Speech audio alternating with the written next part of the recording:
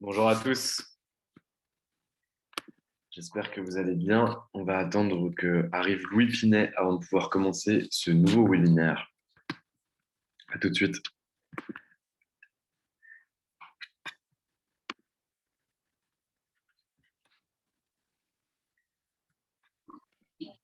Bonjour Louis, comment vas-tu? Salut Valentin, bien et toi? Plutôt pas mal.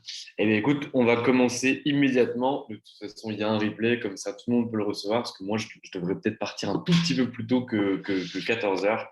Donc, on va commencer comme ça.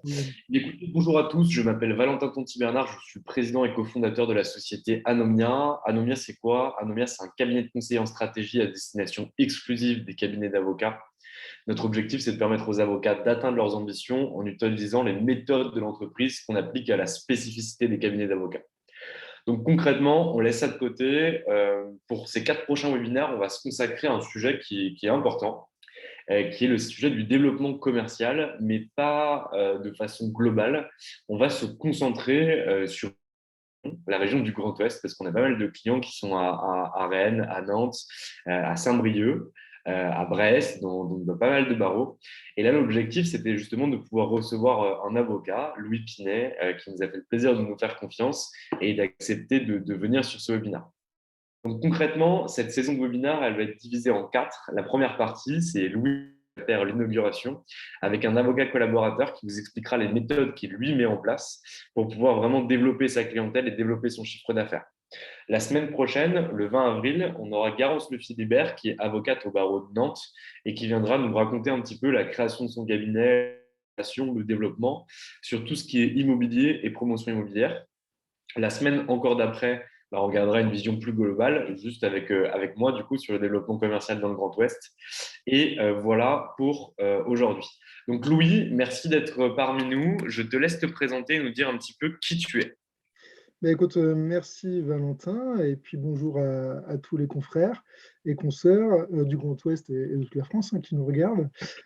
Écoute, Louis Pinet, du coup, avocat au barreau de Nantes. Donc j'ai commencé à Lille déjà. Donc ma première collaboration, mes tout débuts, n'était pas dans le Grand Ouest, mais dans le Nord.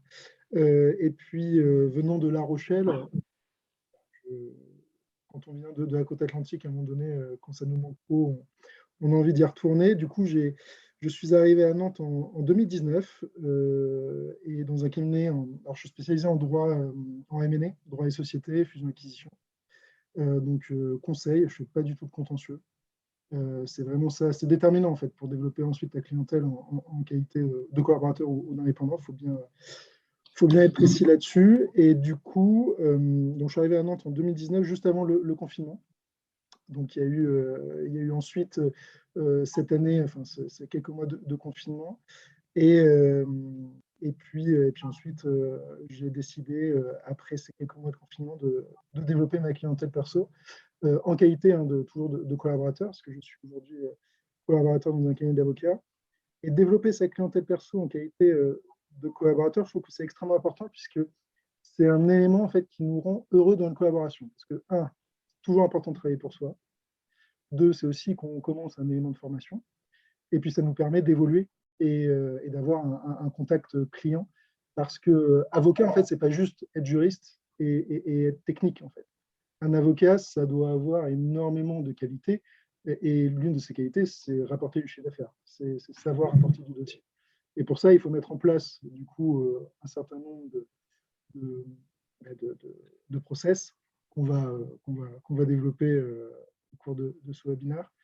Et donc voilà, en quelques mots, mon parcours d'avocat spécialisé en droit et société. Très clair. Louis, concrètement, pourquoi tu as décidé de développer ta clientèle? C'était quoi tes objectifs initiaux? Mais moi, en fait, mes objectifs, en fait, au début, c'est arrivé un peu comme un cheveu sur la soupe. En fait, j'ai eu un premier client qui était en fait un ami qui a développé voilà, sa société, qui avait besoin d'un avocat. Et un jour, il m'a appelé, il m'a dit, écoute Louis, est-ce que j'ai besoin de toi, est-ce que tu peux m'aider? J'ai besoin de faire du juridique, j'ai des opérations en conseil à te donner. Et en fait, quand tu fais ta première facture et que tu vois que ça tombe sur ton compte, c'est tout bête à dire, hein, mais bon, tu es plutôt content. Euh, donc, Donc, une facture en amenant l'autre, je me suis dit, non, mais attends, c'est quand même pas mal. En plus, contact, c'est un ami, donc c'est aussi différent, mais bien. C'est aussi, voilà, je me suis dit, mais il y a quelque chose, j'ai envie de développer et surtout, j'ai pas envie d'être tributaire constamment de ma rétrocession d'honoraires. C'est aussi ça, en fait. J'ai envie d'avoir une certaine autonomie financière vis-à-vis du coup de mon cabinet qui me rétrocède et pourquoi pas plus tard me mettre en indépendant, mais ça, c'est un autre débat. Mais c'est vraiment ça mon début. Le début, c'est de me dire, c'est quand même plutôt pas mal d'avoir certains mois des belles rétrocessions d'honoraires qui tombent. Ça permet de payer les vacances et de se faire plaisir. Donc c'est un aspect monétaire, mais il ne faut pas le nier en fait. C'est hyper important d'en parler. La facturation, c'est hyper important. Mais c'est aussi un côté développement, contact, et puis c'est tellement sympa en fait de pouvoir bosser sur ses propres dossiers quand on les choisit bien. Et là aussi, c'est toujours le même débat, c'est choisir les dossiers qui correspondent en fait à notre technicité, à notre métier, parce quand on est avocat, on a plusieurs métiers. Moi, je suis incapable de faire du droit de l'immobilier ou du droit social. Pas du tout, c'est pas du tout mon métier. Moi, c'est vraiment droit et société, fusion et acquisition, et je m'arrête là en fait. Et voilà. Mais mes deux motivations, c'est ça. C'est vraiment un monétaire, deux, sincèrement, c'est tellement important de travailler aussi pour soi. Et ça revalorise en fait aussi ta position en tant que collaborateur. Voilà.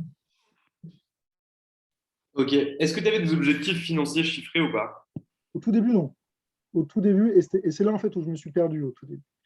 Parce qu'effectivement, on fait des erreurs quand on n'est pas ni coaché ou qu'on n'a pas. Parce que c'est pas inné en fait, développer sa clientèle. Quand on sort de l'école, on se dit, mais ok, on nous a fait, en fait, on nous a formaté pour être des avocats, juristes, etc., être dans la technicité. On ne nous a jamais appris à déjà faire une facture, ensuite à développer, à avoir le contact client. Donc tout ça, ça s'apprend au fil de l'eau. Et bon, après, il faut aussi avoir la chance quand on commence de tomber sur des avocats qui peuvent aussi nous aider dans ces sujets-là. Mais au début, non, je n'avais pas du tout d'objectif chiffré. Mon objectif, en fait, il était vraiment d'aller chercher du dossier, quel que soit les zonos, quel que soit le type, en fait, et c'est là où c'était problématique, parce qu'en fait, à partir du moment où tu n'as pas d'objectif chiffré, que tu n'as pas encore cerné ta clientèle perso, et que ton seul but, c'est de te faire proprement plaisir en te donnant un objectif de je vais chercher du dossier, en fait, tu te perds. Parce que qu'est-ce qui est arrivé, en fait, finalement je me suis mis sur des sites, alors je ne sais pas si on peut les citer là, hein, mais sur Ouais, des sites, c'est libre ici, la parole est libre, tu peux citer qui, tu peux faire ce que tu veux. là je m'étais vraiment mis dans le site, par exemple, alexia.fr. Et, et vraiment, ça a été, je pense hein, que ça a été une erreur vraiment de développement parce qu'en fait, j'ai perdu du temps et je me suis épuisé. Je passais des heures sur leur forum, parce qu'en fait, le principe, c'est que un forum, les clients te posent, enfin, les potentiels prospects te posent une question, tu leur réponds une question, enfin, tu réponds à leur demande, et potentiellement, ils peuvent te contacter, et ça peut, et tu peux en fait valider le prospect et ouvrir et signer une convention honoraire. Sauf que la plupart du 99% du temps, en fait, les mecs, jamais ils ont déjà leur réponse avec l'email que tu as fait, donc tu as vendu du gratos, en fait. Tu as vendu une prestation gratuite, tu as perdu du temps sur la rédaction de ton email, parce que c'est aussi ton image, on peut voir qui tu es, et les autres confrères aussi. Et puis finalement, c'est des dossiers qui sont très disparates. Alors effectivement, tu as le forum qui est très subdivisé en parties, mais les clients, eux, ils n'arrivent pas vraiment à déterminer si leur question, c'est du droit social, si c'est du droit des sociétés, etc. Donc tu te retrouves en fait avec plein de prospects qui en fait ne vont jamais se concrétiser. Et quand ils se concrétisent, c'est toujours des honoraires à la baisse. Et du coup, en fait, finalement, j'ai réussi à avoir des dossiers. Donc, je dirais que dans un premier temps, mon objectif de trouver du dossier s'est réalisé. Mais j'ai fait du chiffre d'affaires sur ce site. Mais en fait, c'était du chiffre d'affaires perdant. C'est-à-dire que j'étais en négatif. Je passais tellement de temps sur les dossiers et facturais tellement bas que bah, je ne me retrouvais plus. Et c'est là où je me suis dit, non, là, Louis, stop, il faut être sérieux en fait. Et il faut être sérieux dans son développement. Il faut faire ça avec les bons outils. Et donc, ça passe par quoi? Ça passe par un business plan. Il ne faut pas se leurrer, et surtout quand on est en conseil, en droit des sociétés, voilà, c'est des notions qu'on connaît, qu'on maîtrise, parce qu'on est tout le temps confronté à ce type de notions. Donc, c'est on chiffre les objectifs. Et on fait des trucs, on se chiffre des objectifs qui sont cohérents avec, notre réseau, avec la possibilité qu'on a autour de nous de pouvoir aller chercher du client. Deux, il faut vraiment se dire, déterminer quel est mon type de client. Et ça, je pense que c'est le plus important à faire. Parce qu'en fait, et même c'est le premier truc à faire. Parce que si tu ne sais pas qui est ton client, mais c'est ce que vous dites, d'ailleurs, le fameux persona, et ben en fait, on ne sait pas où aller le chercher, on ne sait pas quoi lui dire, on ne sait pas comment le chercher, et du coup, et surtout, on ne sait pas non plus comment le facturer. Parce que, évidemment, chaque typologie de clientèle, qu'elles sont en droit des sociétés, droit social, droit immobilier ou pénal, a des manières de facturer de manière complètement différente. Donc, il faut prendre en compte ça. Et donc là, j'ai fait un gros travail là-dessus. Et ce travail, en fait, bon, il a été fait aussi, ça, il ne faut pas le nier, et vu que la parole est libre, avec l'aide d'Anomir, qui permet de structurer tout ça. Non, mais c'est hyper important parce qu'on a besoin d'être coaché. On n'est pas en fait. On nous demande tellement d'être dans la technicité, on est aussi dans la machine à laver, souvent dans l'urgence. Et pour sortir un peu la tête de l'eau et se dire, moi, attends, là, redescends un coup, sors la tête de l'eau, dis-toi ce que tu veux, ce que tu as envie, ce que tu peux faire, et quels sont les chiffres que tu veux faire. Et voilà. Et pour ça, il faut une réflexion, il faut prendre du temps. Ça prend du temps. Il ne faut pas hésiter aussi à dépenser et à investir. Parce que quand on voit, nous, les clients qui investissent pour faire du chiffre d'affaires plus tard, je ne comprends pas pourquoi les avocats ne font pas la même chose, en fait. Le lien entre avocat et entreprise, il faut le faire. Il ne faut pas hésiter à avoir les mêmes en fait, typologies de réaction.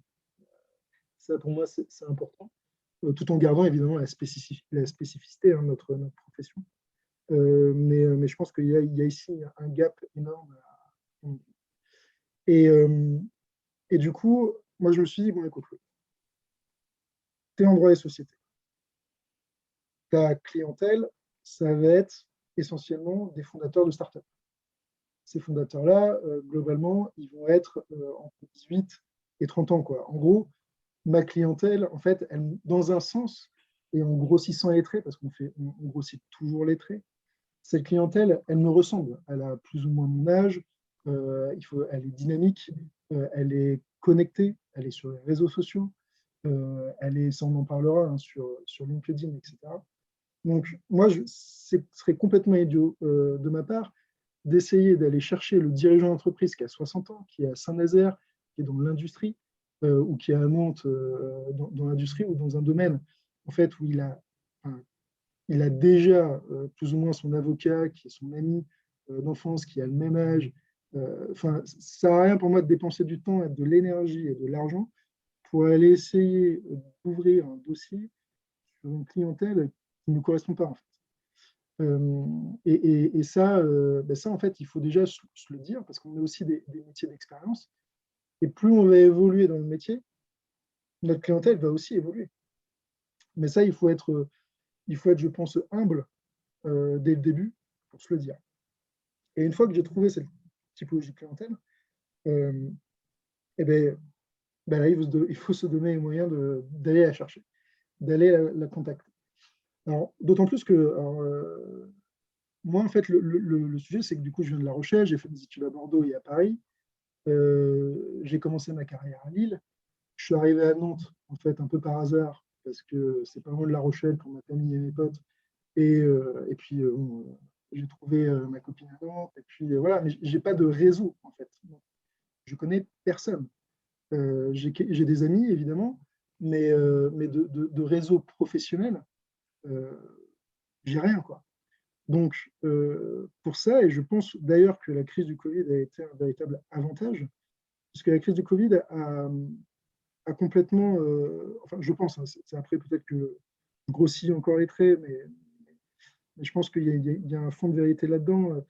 Ça a rebattu un peu les cartes du développement.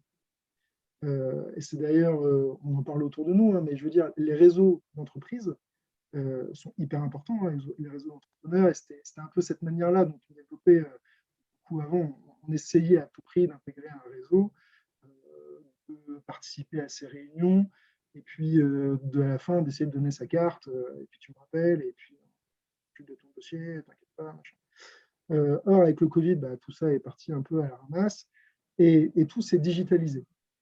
Et en fait, pour quelqu'un comme moi qui n'a pas de réseau à Nantes, quand j'ai commencé, ben, LinkedIn ou voilà, les emails ou ce genre de choses, les réseaux sociaux globalement, ça a permis en fait de bypasser en fait ces réseaux-là, et de pouvoir avoir un accès direct en fait à la clientèle. Évidemment, mais ça, pour avoir l'accès direct à la clientèle, faut savoir s'y prendre. Parce qu'on peut vite aussi se mordre les doigts. Donc, il faut lécher ses emails, il faut lécher aussi, faut respecter évidemment les règles déontologiques qui vont avec. Donc, toujours faire très attention et être prudent. Mais il faut y aller. Et ça, je pense que cette digitalisation, elle est extrêmement importante, d'autant plus qu'on est dans le Grand Ouest. Parce que, en fait, on n'est pas à Paris où la plupart où c'est facile pour un avocat parisien d'appeler son client et de lui dire bon, ben, voilà, on se donne un rendez-vous physique en fait dans mon bureau ou chez toi et puis on discute du dossier. Nous, dans le Grand Ouest, la clientèle, elle peut être à Rennes, elle peut être moi j'ai des clients à Angers, je commence à avoir une clientèle à Roche-sur-Yon, j'ai ouvert des dossiers à Rennes. Je ne vais pas m'amuser à aller prendre ma voiture et faire des allers-retours entre Nantes et Rennes, Nantes et Angers, toutes les semaines. Ce n'est pas possible, ce n'est pas envisageable. Et dans ce cas, la digitalisation de tout ça permet, un accès facilité à cette clientèle, et deux, les réunions Teams ou les webinaires comme ça. Ça permet d'aider en fait énormément au rapprochement du contact et à établir une confiance avec cette clientèle. Et du coup, parce que si on n'utilise pas ces outils-là de digitalisation, et encore une fois, il ne faut pas non plus se perdre dans les outils, parce qu'aujourd'hui, on a énormément d'outils digitaux à notre disposition, qui ne sont pas forcément les plus adaptés à la profession pour toucher les clients. Si on n'utilise pas ces outils, en fait, on se renferme sur une ville, moi à Nantes, et du coup, on évacue une possibilité de développement, surtout au Grand Ouest. J'inclus La Rochelle, qui fait partie du SOS, mais vu que je suis Rochelle, je l'inclus dans le Grand Ouest. Donc, globalement, de Caen à La Rochelle, on évacue en fait tout un potentiel, tout un écosystème de clientèle, de prospects, si on n'utilise pas ces outils. Très clair. Et du coup, comment tu es allé chercher ta clientèle d'entrepreneurs entre 18 à 30 ans? Comment tu as fait quand tu l'as identifié, comment tu as fait pour les contacter, les approcher et réussir à les faire signer comme clients? C'est deux outils. Après, il y en a un troisième, mais qui est un peu plus un outil interne, dont on peut discuter, parce que c'est la structuration de comment après tu gères tout ça et comment tu fais monter tes prospects. Mais je pense que les deux outils principaux, c'est LinkedIn, qui est pour moi en fait l'outil en fait que j'utilise le plus pour contacter les prospects. Et deux, et ça on va en parler aussi, c'est le podcast, puisque je vais mettre en place un podcast qui va s'appeler West Odyssey et qui va à la rencontre des entrepreneurs et dans lequel on va discuter à la fois de leur société, mais aussi et surtout de droit, de juridique et d'exemples concrets qu'ils ont eux-mêmes vécu pour que je puisse rebondir et qu'on puisse en discuter ensemble sur un format moyen entre 40 minutes et 1 heure pour les plus longs. Et donc voilà, c'est vraiment les deux principaux éléments. Alors, Ok, LinkedIn, pourquoi? Comment tu l'as utilisé et qu'est-ce que tu mets en place pour aller chercher cette typologie de clientèle? En fait, LinkedIn, moi j'avais un premier problème qui en fait était un faux problème. Mais il y a souvent des faux problèmes au début. Et c'est ça où faut vraiment le dire parce qu'on se crée des faux problèmes.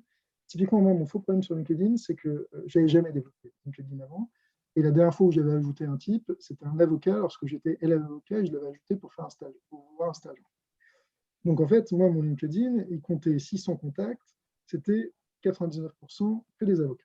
Donc, je n'avais pas du tout un LinkedIn qui était fait pour aller chercher de la clientèle de fondateurs, de startups.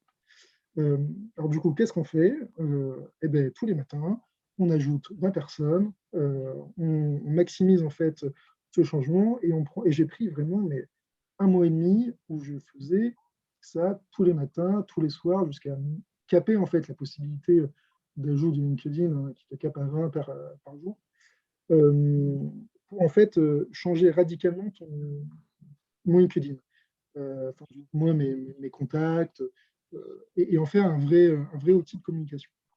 Ça, c'est la première étape. Et je pense qu'il y a beaucoup de confrères dans cette, dans cette problématique. Mais ça demande du temps. Moi, ça m'a demandé 1 mois et demi. Ok, en 1 mois et demi, combien t'en as ajouté, combien Ouais, t'ont accepté et qu'est-ce que tu as fait à leur destination? Est-ce que tu leur as envoyé des messages? Est-ce que tu as mis en ouais, place une stratégie de ouais, notoriété? Qu'est-ce que tu as ouais. fait? Alors en fait, aujourd'hui, j'ai commencé à 600. Aujourd'hui, je suis environ à un peu plus de 1800. Et j'ai environ 800 demandes, invitations qui sont encore en attente.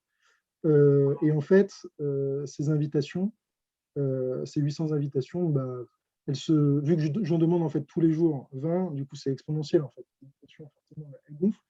Mais tous les jours, en fait, j'ai des gens voilà, qui viennent. Et en fait, tous les jours, j'ai des nouvelles personnes qui sont connectées avec mon réseau.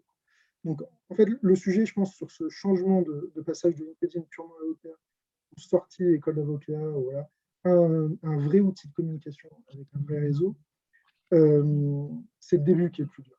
Parce qu'en fait, après, c'est exponentiel et c'est un jeu, en fait. Et puis ça rentre tout seul. Mais il faut être consistant et il faut être surtout, il ne faut pas lâcher. Ça, c'est clair et net, il ne faut pas lâcher. Ensuite, une fois que tu as ça, ben, si tu as transformé ton outil LinkedIn et que tu n'en fais rien, ça ne sert pas à grand-chose.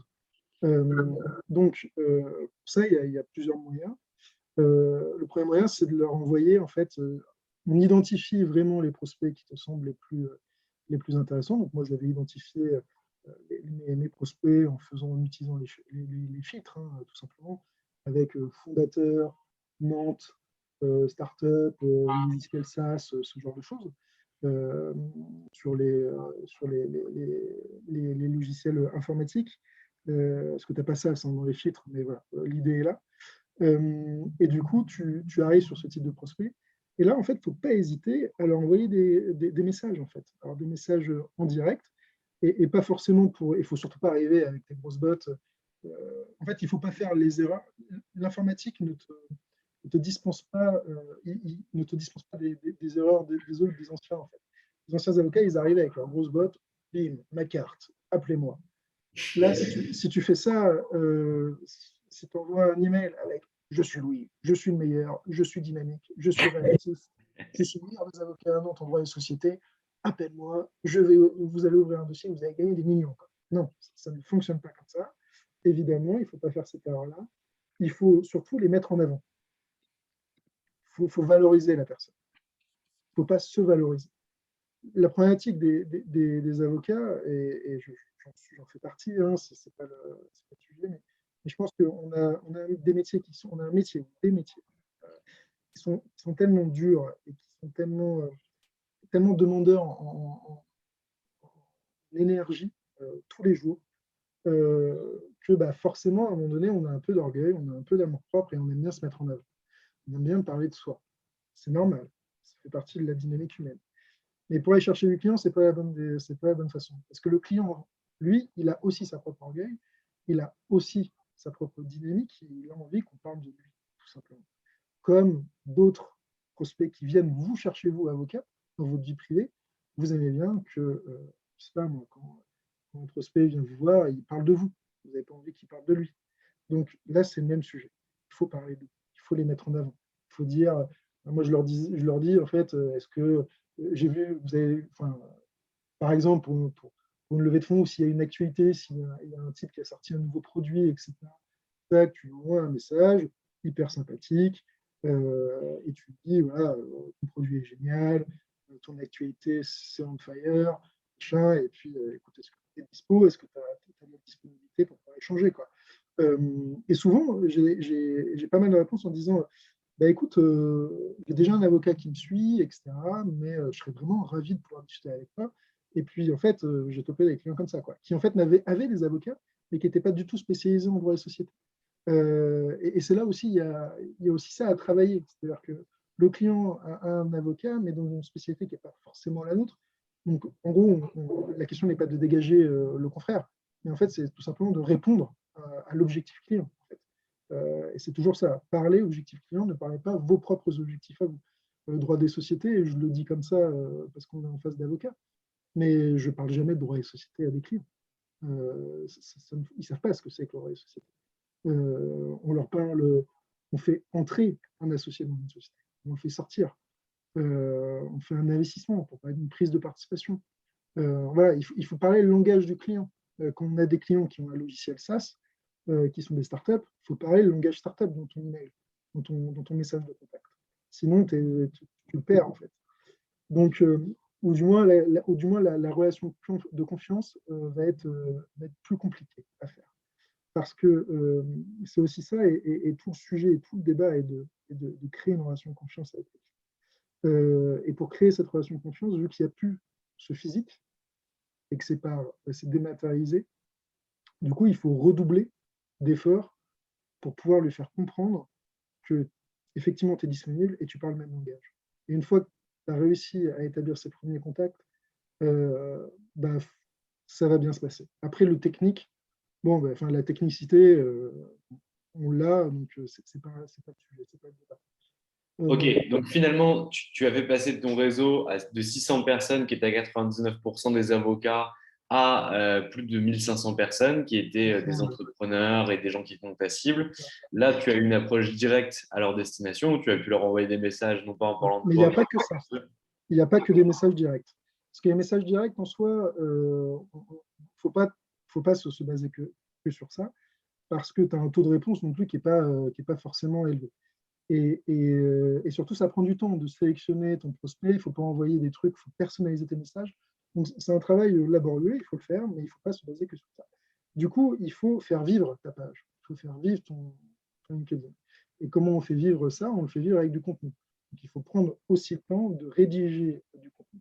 Mais là encore, il faut faire attention. Il ne faut pas se faire une petite voix personnelle en se disant je vais écrire un article sur la dernière jurisprudence du Conseil d'État, de la Chambre de main, sur un truc. Non, il faut faire quelque chose d'intelligible et court, en fait. Ça n'a rien de faire une note de doctrine. Parce que, en fait, il faut penser que nos clients ou les prospects, ils sont sur LinkedIn, certes, mais ce n'est pas pour ça qu'ils vont forcément ouvrir ce qu'on envoie. Et surtout, ils sont débordés aussi. Donc, il faut faire quelque chose de court, objectif client et quelque chose d'attrayant. Donc, pour ça, on organise des webinars, donc, typiquement comme aujourd'hui, des webinars d'une heure. Ça, j'ai vraiment mis l'accent dessus. Pour moi, le webinar, c'est quelque chose d'extrêmement important. Je me suis vraiment lancé dans ça. Et alors au début, voilà, j'ai eu un webinar, ça a été un peu un flop. Et c'est pas grave, en fait. C'est pas grave parce que mon deuxième webinar a vachement bien marché. Donc, mais pourquoi l'autre n'avait pas marché? C'est que je l'ai fait au moment où mon LinkedIn n'était pas encore développé. J'ai peut-être mal fait le truc. Voilà, au début, je voulais faire payer. Puis ensuite, non, c'était une connerie. En fait, le webinaire, c'est quelque chose de gratuit. Ouais, mais tu vois, les erreurs, en fait, il faut s'en nourrir. Et je pense, et moi, j'ai pas honte de dire que, ouais, du coup, j'ai fait une connerie. Et c'est pas grave, en fait. Et du coup, une fois que tu as fait ce webinaire, en fait, l'avantage aussi, c'est que, et ça, c'est aussi l'outil que j'utilise et tu m'avais donné et que je recommande à tout confrère, c'est vraiment. Alors, il y en a plein, des outils comme ça. C'est pas une pub, voilà, chacun peut choisir son outil. Voilà, mais c'est Sendinblue. Sendinblue, pardon, l'accent rouchelé. Mais en fait, c'est des outils ou HubSpot, ou voilà, c'est des outils qui te permettent de récupérer via des formulaires, c'est tout bête, hein, des contacts. Vous pouvez faire des contacts formes de Google, hein, c'est pas de souci. Ça te permet de récupérer en fait l'adresse email de ton prospect, un numéro de téléphone, son nom, prénom et sa société. Ça te permet en fait d'enrichir ton fichier contact. Parce qu'il ne faut pas oublier que la vraie plus-value, c'est ton fichier contact. C'est ça qui est important. À la fin de ta journée, si tu as réussi à récupérer 1, 2, 3 prospects de ce nom-là, tu as gagné en fait. Parce que chaque jour, moi je me dis, je passe 20 minutes, une demi-heure, quoi qu'il arrive, à gérer mon LinkedIn, à ajouter des gens, à envoyer des messages, etc. Comme je passe 20 minutes pour ajouter des gens. En fait, quand tu passes 20 minutes à le faire, alors évidemment, les premières semaines, c'est plus compliqué, mais une fois que tu as pris le rythme, ça va. Et que tu as récupéré ces listes de contacts, et ben déjà, c'est hyper gratifiant. En fait, c'est kiffant d'avoir, il faut le dire, c'est kiffant de pouvoir récupérer, d'intéresser les gens et ensuite, il faut faire vivre. Et encore une fois, c'est pas parce que tu as réussi c'est toujours le sujet. Il faut sortir aussi un peu de LinkedIn pour récupérer ces emails et ensuite faire vivre ce fichier client qui est peut-être différent du fichier que vous avez sur LinkedIn. Et du coup, il faut leur envoyer des mails, il faut faire vivre tout ça. Et du coup, moi, j'avais vraiment axé le webinaire. Et puis, le troisième contenu qui est du coup en cours et qui va bientôt sortir du coup prochainement, c'est le podcast.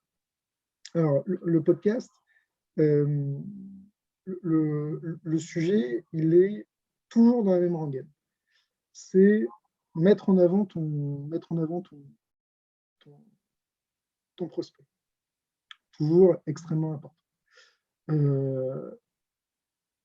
Et surtout, en fait, l'avantage d'un podcast ou l'avantage d'envoyer aussi un email, typiquement envoyer un email à un prospect en lui donnant du contenu gratuitement pour le mettre en avant, pour lui dire, bah, tu vois, là, je pense que c'est un truc qui correspond à ce que tu fais, ça pourrait t'aider, je te le file.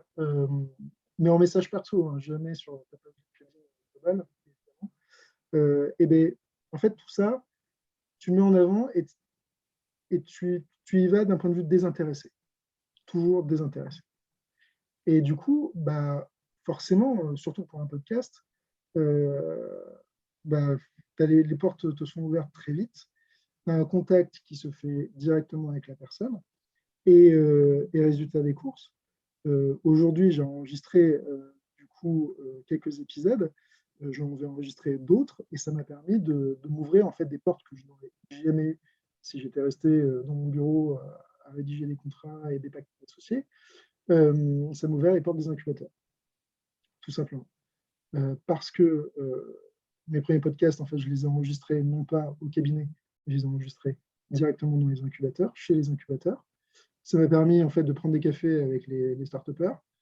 Et ben, du coup, maintenant, on est ajouté sur LinkedIn, on s'envoie des messages et tu rentres dans le réseau. Et une fois que tu es rentré dans le réseau, et c'est toujours le plus dur de rentrer dans ce type de réseau-là, et ben voilà, après, c'est pas un boulevard, loin de là, parce que ça peut très très vite s'arrêter. Et c'est pour ça qu'il faut être consistant. Ça, c'est vraiment un truc qui est à retenir. Il faut être consistant et surtout se limiter à quelques contenus. Parce que, en fait, au début, tu te dis, tout est ouvert, en fait. Toutes les solutions sont ouvertes. Et tu as plein de trucs. Alors, c'est aussi un faux débat parce que du coup, tu dis, mon Dieu, je ne vais jamais y arriver, qu'est-ce qu'il faut que je fasse, machin. En fait, quand tu te structures, quand tu te limites à certains éléments pour pouvoir démarcher, tu te rends compte que c'est fluide et que ça marche, en fait, tout simplement. Parce qu'aujourd'hui, tu vois, grâce à mon podcast qui, vraiment, au début, c'était vraiment une marque de notoriété, c'est travailler ma marque de notoriété, évidemment, auprès des entrepreneurs. Et ben aujourd'hui, j'ai réussi à signer des levées de fonds grâce à ça, en fait. Donc, c'est un outil qui est extraordinaire. Mais encore une fois, Et ça, dis-le, tu as réussi à signer des levées, mais sans même diffuser tes podcasts. C'est uniquement exactement, grâce au lien humain que tu as réussi exactement, à créer avec les gens que tu as interviewés. exactement. Parce qu'en fait, ce qui se passe, c'est que à un moment donné, ce client-là, ben voilà, évidemment, un podcast, ça se prépare. Du coup, on a un call de préparation. Moi, en amont, je leur envoie ma roadmap du podcast et je leur envoie aussi une feuille avec les sujets dont ils veulent qu'on parle et surtout les sujets qu'ils ne veulent pas qu'on évoque. Parce qu'il faut évidemment que tout ça soit cadré et que je sois abordé, qu'on ne dise pas d'un seul coup une grosse connerie en plein milieu du podcast. Donc, et du coup, ça crée un lien de confiance. On est obligé de discuter, d'échanger ensemble. Et puis, en fait, en déroulant un peu le fil, bah, tu te rends compte que son juridique, il n'est pas tenu, mal tenu, etc. Tu poses quelques questions, machin, tu te mets en avant, tu mets en avant le client, tac, tac, et puis à la fin, bah, tu dis, bon, écoute, là, ok, on parlait de ton juridique, lui te pose plein de questions aussi, et puis à la fin, le lien de confiance est fait. Il m'avait testé sur les rédactions de contrat, et puis en fait, in fine, noter sur le bridge et ça levait de fond, quoi. Et ça c'est vraiment, je pense que c'est le plus important. C'est vraiment ce lien de confiance grâce à la base à un message sur LinkedIn en lui disant, écoute, ta société, elle est vraiment cool, je trouve le concept super, est-ce que ça te dit de passer dans mon podcast? Et je me souviens très bien, son premier message, ça a été, pourquoi pas? Et, tu vois, mais c'est ça en fait qui est intéressant. Et, mais du coup, il ne faut pas non plus, et c'est là où on revient sur les faux problèmes, c'est que moi, j'y connais rien en podcast. Enfin, et en multimédia, je suis une bille. Donc, le sujet, c'est, je me suis dit, mais attends, là, j'ai envie de faire un podcast, mais ça m'a l'air très compliqué. Le matos, ça a l'air d'être, il faut faire un montage, faut faire, enfin, voilà, tu te rends compte que tu essaies de voir sur Internet et tu te rends compte que plein de trucs qui sont sur le sujet, c'est de l'investissement, etc. Donc pour moi, l'investissement, ça, je passe outre, mais parce que je trouve que c'est important de pouvoir se donner les moyens en fait, de réaliser son développement. Mais du coup, bah, c'est un faux problème parce que tu te rends compte en discutant, etc., que le matos, bon, tu peux trouver du très bon matos pour pas cher, pas si cher que ça. Euh, Aller voir les clients, ben, enfin les clients, les prospects ou ceux qui, les intervenants de ton podcast, typiquement, ben, c'est toujours un plaisir de se déplacer pour les voir, mais c'est aussi un plaisir de les recevoir chez toi. Aujourd'hui, je reçois les invités du podcast, j'enregistre directement au cabinet. Euh, Ça aussi, c'est un élément aussi qui rajoute à de la confiance, parce que du coup, ils voient que tu as une structure, que tu as une structure derrière, que tu as des locaux, que c'est quoi à dire, hein, propre, tu lui offres un café, des chouquettes, etc. Voilà, non, mais voilà, c'est aussi le lien humain qui se crée par ça. Enfin, je veux dire, moi, je pense que véritablement, on ne peut pas développer si on n'aime pas les gens. Enfin, je veux dire, et ça vient sur le lien désintéressé, tu vois. Si tu contactes les gens de manière désintéressée pour de la notoriété, ils vont comprendre. Et moi les prospects que je renvoie, hein, enfin les prospects, les intervenants du podcast, les invités, je leur dis, moi je fais ça à la fois dans ma roadmap du podcast. Je fais, évidemment, c'est pour ma propre notoriété, on ne va pas se mentir, parce qu'on va parler du juridique. C'est aussi une boîte à outils pour les entrepreneurs pour faire des points de vigilance juridique. C'est aussi pour vous mettre en avant. Donc, c'est trouver un juste milieu. C'est oui, oui. Comment? C'est gagnant-gagnant. C'est du gagnant-gagnant. Et ça, ils le comprennent tout à fait, mais il faut avoir en fait un discours de vérité. Il ne faut pas leur dire je te mets en avant, tu vas voir, j'ai un réseau de malades. Machin. Non, non, moi, mon réseau, ce n'est pas un réseau de malades, c'est un réseau d'entrepreneurs qui reste à sa petite échelle. Il faut avoir cette. Faut être humble, en fait. Et ça si tu es humble, désintéressé, et que tu fais un discours de vérité, et qu'en retour, en fait, tu te rends compte que les gens sont gentils, en fait. C'est aussi bête que ça.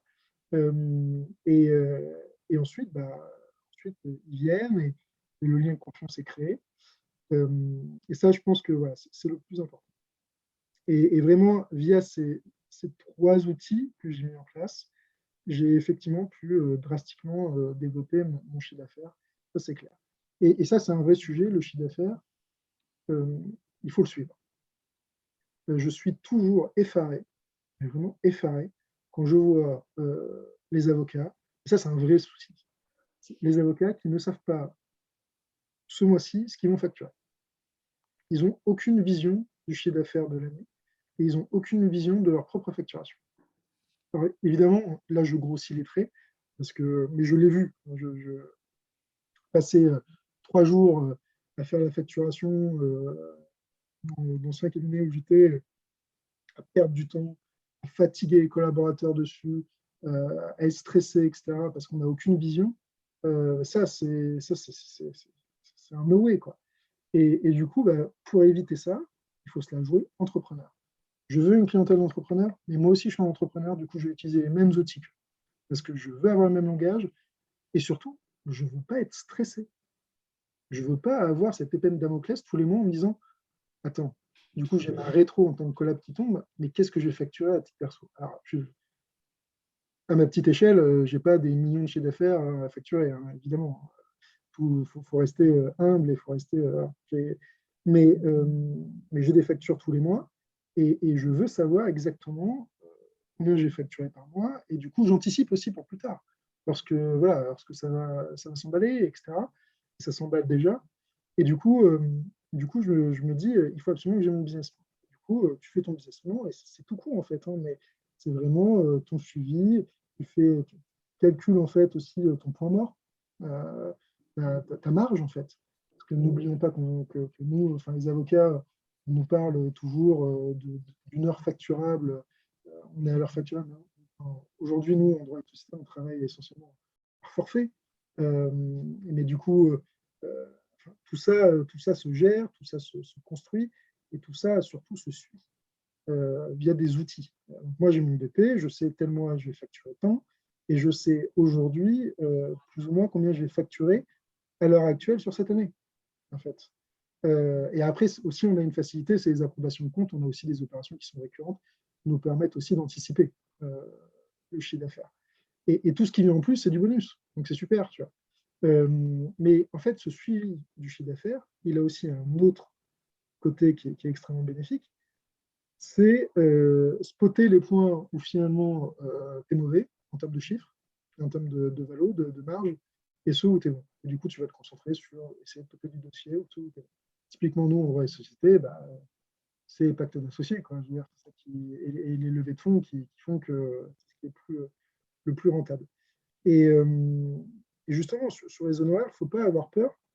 Au tout début, pour avoir du client, je pensais qu'il fallait que je fasse type. Du coup, je faisais des honoraires à la ramasse, quoi. Et aujourd'hui, ça ne fonctionne plus, déjà parce que il faut se valoriser, il faut savoir valoriser cette technicité. Cette technicité, elle a forcément un prix. Et il ne faut pas avoir peur d'avoir des honoraires à la hauteur de cette technicité. Et d'autant plus que quand on veut développer et prendre sa casquette indépendant, parce que c'est aussi ça la problématique d'un collaborateur. Et c'est aussi la problématique sur LinkedIn. J'avais un faux débat au début quand j'ai voulu développer sur LinkedIn. Je m'étais dit, je suis collaborateur. Mais alors du coup, si j'envoie un message sur LinkedIn, est-ce que les clients et les futurs prospects, ils vont voir, parce qu'évidemment, on voit que je suis collaborateur, est-ce qu'ils vont se dire, il développe pour le compte du cabinet dans lequel il collabore ou pour lui-même? Et c'est quoi la différence? C'est quoi une profession libérale, etc. Et en fait, ça, c'est un faux débat parce que tout le monde s'en fout. Les types, ils ne vont pas rechercher. Non, mais c'est vrai, en fait. J'avais peur, mais en fait, c'est un faux débat. Les types, ils s'en foutent. Ils ne vont pas essayer de comprendre le truc parce que c'est même pas dans leur schéma de pensée. Ils voient que tu es un avocat. Pour eux, ils ont l'image de l'avocat qui est indépendant. Voilà. Bon, tu arrêtes là et tu publies, quoi. Il faut arrêter de se faire du nez au cerveau. Mais on s'en fait beaucoup. Mais c'est propre de la profession. Est-ce que tu peux nous parler un petit peu de tes résultats depuis que tu as commencé à développer déjà? Quand est-ce que tu as réellement commencé à le faire et est-ce que tu as des résultats à nous donner? Ouais, alors aujourd'hui, pas envie enfin, développer mes résultats financiers parce qu'ils restent modestes aussi, il faut être humble là-dessus. Mais aujourd'hui, j'ai vraiment commencé à développer, comme je te disais, via les sites Alexia, etc., fin 2020 et toute l'année 2021. Aujourd'hui, au mois d'avril, fin avril, j'aurai déjà facturé à la fin de ce mois-là 70% de ce que j'ai facturé l'année dernière. Sans compter la levée de fonds et bridge que j'ai signé. Donc, et ça, du coup, je vais exploser en fait mon chiffre d'affaires de l'année dernière. Euh, et ça, c'est hyper positif en fait. Parce que c'est aussi ça un truc qu'il faut se dire, c'est que le monde amène le monde. C'est-à-dire que quand on arrive à créer une dynamique et que ça fonctionne, eh bien, c'est toujours plus simple à la suivre, cette dynamique. Le pire, c'était quand j'étais en 2021, là, enfin début 2021, où vraiment je galérais, je passais du temps, et en fait, c'est pas agréable. C'est pas agréable d'aller chercher du client comme ça. Tu perds du temps, tu perds de l'énergie, tu t'épuises, tu es dans un rouleau compresseur, et en fait, ça n'a rien Et puis, tu n'es pas convaincant, tu es mauvais. Enfin, j'étais pas voilà, c'était vraiment pas vraiment pas l'idéal. Aujourd'hui, je sens qu'il y a une dynamique. Je sens que ça marche parce que j'ai mis les outils. Ça fonctionne. Et dès lors, une fois que tu as mis ces outils, tu comprends bien ta clientèle, parce que c'est une question psychologique, hein, c'est vraiment comprendre. Il y a aussi un peu de chance, il ne faut pas se le nier, hein, il y a aussi un peu de chance. Mais si tu as aimé la chance, finalement, on se la crée. Il ne faut pas, voilà, il faut pas compter sur sa belle étoile, sur sa bonne étoile toujours. Il faut créer la chance, créer l'opportunité. Il ne faut pas avoir peur de mouiller le maillot et de perdre non plus. Hein. Moi, je suis hyper transparent là-dessus. Si finalement j'y arrive pas, c'est pas grave, mais au moins, il me serait donné l'ensemble des outils pour réussir. Et je ne veux pas avoir de regrets. C'est surtout ça. Et je ne veux pas me dire, en fait, j'ai été collaborateur, je n'ai jamais réussi à développer. Je ne veux pas me plaindre. J'ai envie de dire, j'ai essayé, ça a merdé, c'est pas grave. Je passe à autre chose. Mais pour ça, il faut se mettre tous les outils à disposition. Et la volonté. Et c'est toujours plus simple quand ça, évidemment, c'est toujours plus simple de démarrer. Un truc à tous les avocats qu'on a au téléphone, c'est pour pouvoir te développer, il faut majoritairement l'envie et derrière te bouger le cul pour réussir. Bah ouais, parce que si tu ne bouges pas le cul. En fait, le problème, c'est que moi, évidemment, j'ai plein de potes qui sont avocats et tous essayent de développer, etc. Il y en a qui arrivent très bien. Il n'y a pas de sujet là-dessus. Mais il y en a quand même une certaine proportion, et c'est vraiment des amis qui me disent, mais ouais, développer c'est dur, je sais pas trop comment faire et tout, machin. Et tu dis, mais alors du coup, tu as mis quoi en place? Oh, mais tu sais, j'essaie de par-ci par-là, j'essaie d'envoyer un SMS, un mail, machin. Mais t'en as envoyé combien des mails? T'as essayé de rentrer en contact avec qui? Quels sont tes process? Ouais, mais et en fait, on se rend compte que mais c'est pas grave parce que moi j'ai été aussi dans cette partie-là. Tu vois, il ne faut pas stigmatiser, loin de là. Moi, j'ai été dans ce côté fou, je ne savais pas trop ce que je voulais faire. Voilà, et puis l'année 2021 a été aussi, enfin 2020 a été aussi des années compliquées. Hein. Donc, tu te dis, bon, ben voilà, mais il ne faut pas se plaindre du coup, enfin, si tu veux. Quand tu n'y arrives pas, c'est qu'il y a une raison. Soit c'est pas le bon moment, soit c'est que tu as mal géré ta définition de ta clientèle. Voilà, il y a plein de sujets et c'est plein de curseurs. Et ça prend du temps, il faut avoir une réflexion, une vraie réflexion. Tu vois, typiquement, mon site internet, je l'ai mis dès début 2021. Mon site internet, ça ne fonctionne pas, quoi. Il ne va pas bien, il ne correspond pas à ma clientèle, il ne correspond pas au code. Il me met en avant et il parle droit des sociétés, tout ce qu'il ne faut pas. Donc ça, c'est des choses qu'il faut que je reprenne. C'est des erreurs du passé, mais tout peut se corriger. En fait, il faut bien se dire, c'est ça qui est important, tout est ajustable. Et ce n'est pas parce qu'on a fait des conneries dans le passé qu'on ne peut pas réussir dans le futur. Et donc ça, c'est important de le souligner. Le site Internet aujourd'hui, il me permet juste d'avoir une visibilité sur Internet, mais il ne me permet pas de convertir des prospects. Ce n'est pas ça qui va convertir. Donc, il faut que je change, il faut que j'ajuste mon site. Mais c'est des projets, c'est des plans, c'est sur mon plan marketing. Mais encore une fois, il faut se faire des plans, il faut se donner des objectifs. Il faut se dire, cette année, je balance mon podcast et je mets tout à fond là-dessus. Deuxième semestre, je vais faire mon site Internet. Et voilà. Et si on ne se donne pas ce type d'objectif, on y arrive. Enfin, je vois mal comment on peut y arriver, sauf à bénéficier évidemment de réseaux antérieurs. Mais pour des gens comme moi qui n'ont pas de réseau dans la ville qui développe ou dans le Grand Ouest, qui est un territoire que j'aime et que j'aime profondément, et ben, dans ce cas-là, il faut se donner toutes les armes et il faut tout mettre en place. Donc voilà les outils et ces éléments que j'ai mis en place. D'autant plus que la spécificité du Grand Ouest, au-delà parce que c'est surtout ça en fait. Ces outils-là, on peut les mettre en place, que ce soit à Paris ou n'importe où. C'est pas le sujet. Enfin, c'est important de le dire, c'est important de le répéter.